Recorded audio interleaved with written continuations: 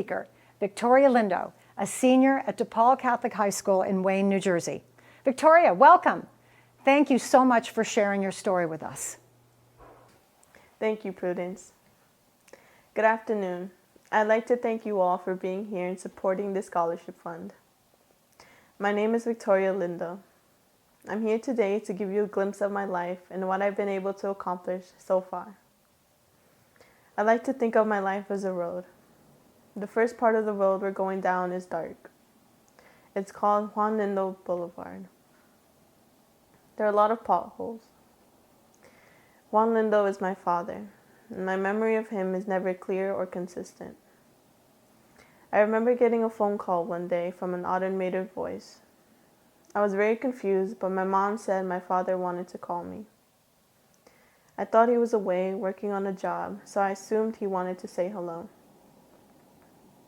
That was the day I found out my father had been in a correctional facility for a couple of months and was scheduled for deportation. I visited him once and still cannot shake the memory of him in a beige jumpsuit with a number on it. I remember trying to keep in the tears, trying to look like all was going to be okay. But somehow I knew it wasn't. I didn't get to say goodbye. The next part of the road I call Pedro Road. Pedro is my older brother. When he was 15, Pedro was sent to a group home where he spent his high school years. During this time, my family was going through difficult times because of my brother's behavior, and DYFS had to get involved. Since we were not in contact with our fathers, and my mother was away a lot working 3 jobs, we depended on each other until he went to the group home. During this time, my mother and I lived alone in our small apartment in Patterson. My brother and I were never on the same page and had often argued. We had to grow up so fast. We often had to hear difficult news as kids and make decisions for ourselves that really affected our future. A wonderful part of this long road are the 2 women in my life. One is Yolanda Avenue. Yolanda is my grandma, who I call Mamina. She has supported me many more times than I can ever account for. She picked me up from school while my mom worked. She taught me the family business, doing hair. She always supported my passion for dance. I've always felt like a burden for her because of how much time she spent with me. But I still think I'm her favorite. I can say that because I'm the only granddaughter out of 8 grandchildren. The other great constant in my life is my mother, Clelia. She does not have a street named after her because she deserves a whole city named for her. I could never describe my mom in a few words because she has done so much for me. She should win a Medal of Honor for everything she has worked for since she was a little kid growing up with her mother and 5 sisters. She has done so much for me, my family, and the people around her. She has worked every day of her life.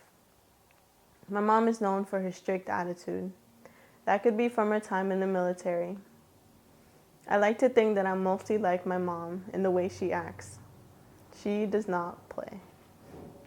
When I decided to attend DePaul Catholic High School, she was skeptical at first because she knew the risk of me going to this school. If we had to use the money she earned to pay DePaul's tuition, we would not be able to afford to fix our car that was falling apart, move out of our apartment that had leaking ceilings and windows, or even put food on the table. It is difficult for a family to admit that they are poor, broke, or less fortunate than others. For a family that is as hardworking as mine, it is even more difficult. My mom always dressed my brother and me well for church and had our hair done so that no one would think that we needed anything. No one knew that we had to live half a year without power because my mom could not make payments, even though she worked hard all the time. She worked every bone in her body to give us, her kids, the best education possible. But most importantly, she provided us with the knowledge of God, the best gift a parent can give a child. My mom is the definition of an independent woman.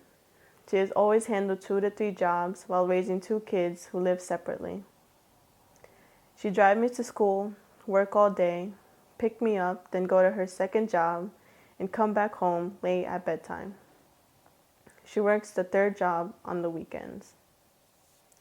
Unfortunately, even though she worked 3 jobs, I knew she was still not going to be able to afford my school tuition. When it was time to make a decision between 2 public schools in Patterson, I remember vividly my mom and I sitting in the car, both of us crying. Neither school was a good choice, but if I went to DePaul, we would go broke since my grades weren't good enough for me to get an academic scholarship.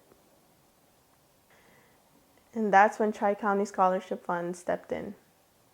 My mom applied for a scholarship, and amazingly, we were chosen. The scholarship fund has changed our lives.